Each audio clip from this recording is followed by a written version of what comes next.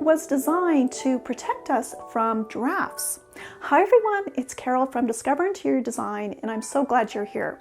Well, in this video, we're going to be talking about the iconic design of the wing chair, and you're going to learn a little bit about the history and the characteristics of a wing chair and what to think about if you want to use a wing chair in your home. So let's get started. So the wing chair was first developed in the late 17th century in England and became popular in what's called the Restoration period. And the wing chair is a really good example of the style of furniture that was designed at that time. One thing that was important was to create a sense of luxury and comfort and convenience. So that could mean maybe very elaborately carved wood legs or arms on a chair. Or the other thing that became more prominent on chairs was upholstery. So all of that together would help to create a comfortable as well as kind of luxurious look to a chair. And the wing chair was designed for a purpose. If a person was sitting in that chair, the wing chair would protect them from drafts. And if the chair was next to a fireplace, it would protect them from any straying embers or ashes. And why was it called a wing chair? Well, let's take a look at the details of a classic traditional wing chair. One thing that's happening is that the back is very high. So while you're sitting in that chair, your head can rest up against the back. The other thing that's happening is that there are protruding sides on either side of that back. And so they're almost like wings. The other thing that's happening is that there are nice armrests, and that chair is made out of a wood frame, but all of the seating area and the arms and the back are all upholstered. And sometimes those wings were referred to as ears. And in the 18th century, George Hepplewhite, a very prominent furniture designer, referred to them as saddle cheeks. And that design of having a seating area with a high back and sides on either side of the back isn't anything new, because there were benches that were created out of wood with that same purpose in mind, whether that might be in a pub or maybe in even a public building.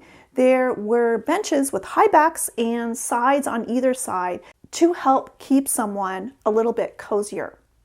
And a wing chair is what's referred to as an easy chair. So a chair that's kind of bigger and very comfortable.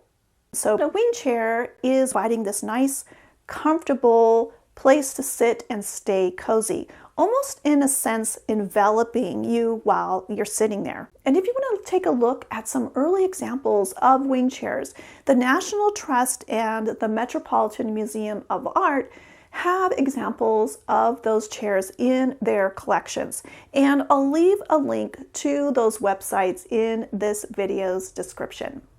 And the wing chair is an iconic chair design that we still see today in its classic form. And if you have a very traditional home or a home where you love classical details or even an eclectic home, one of those classic traditional designs of a wing chair is a really wonderful fit.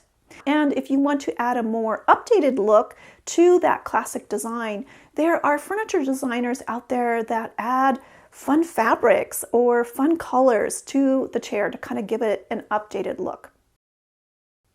And then if you have a very modern or contemporary design style in your home, there are chairs that bring in that wing chair design, but maybe in a more subtle way.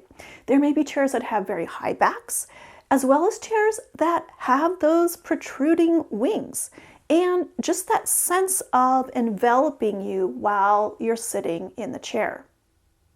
And if you have a classic wing chair or a chair that's inspired by that classic design, or you want to go out and buy one of those chairs, there are a couple things to keep in mind. One thing is just to know the actual size of the chair, so the width and depth of that chair, and also to leave at least 18 inches in front of the chair so that there's plenty of room to get in and out of the chair. And using all that information to find just the right spot, whether that's next to a fireplace or somewhere else in the room where that chair will make sense. And if you have a very high back, if you have that traditional wing chair design, keep that in mind on where that will make sense in your room. And I'd love to find out from you if you have a classic wing chair or maybe a chair inspired by that classic wing chair design in your home. So please share that in the comments. Thanks so much for watching, and I look forward to seeing you next time. Take care.